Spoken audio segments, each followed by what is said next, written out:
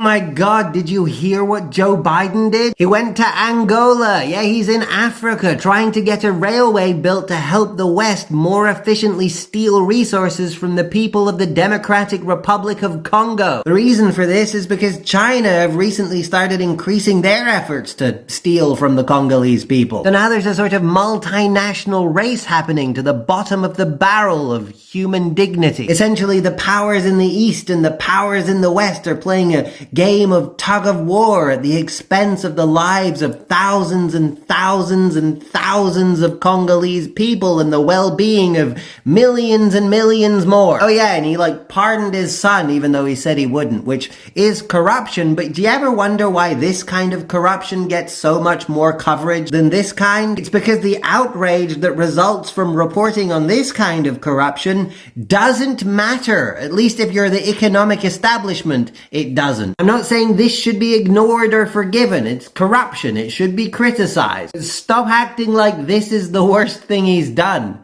This isn't the worst thing he's done this week. See, the outrage for this corruption can be pointed entirely at a single person who won't even be in office anymore in less than a month and a half. This corruption, however, is the foundation that our entire global economy is built on top of. The people who fund people like this and people like this have empires built on foundations like this. And the people who fund people like this also tend to own the news platforms that people rely on to inform them which corruption they're meant to be outraged about. So no matter where you fall on the political spectrum, it's a lot more convenient for them to make sure people are arguing about this and saying, well, what about this? It's not as bad as this. As long as no one's arguing about or talking about or even thinking about this, that's a victory for the establishment. Not the left, not the right, the establishment. Ladies and gentlemen, as you know, I'm in the final weeks of my presidency. You don't have to clap for that. You can if you want. But I wanted to come to Angola. Although I've been chairman of the African American Subcommittee for a long time, I'd never made it to Angola. Because although I don't know exactly what the future will hold, I know the future runs through Angola. The United States continues to be the world's largest provider of humanitarian aid and development assistance.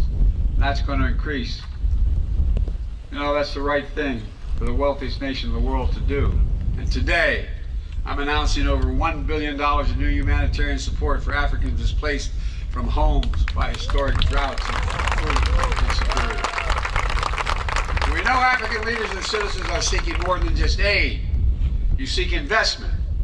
So the United States is expanding our relationship all across Africa, from assistance to aid.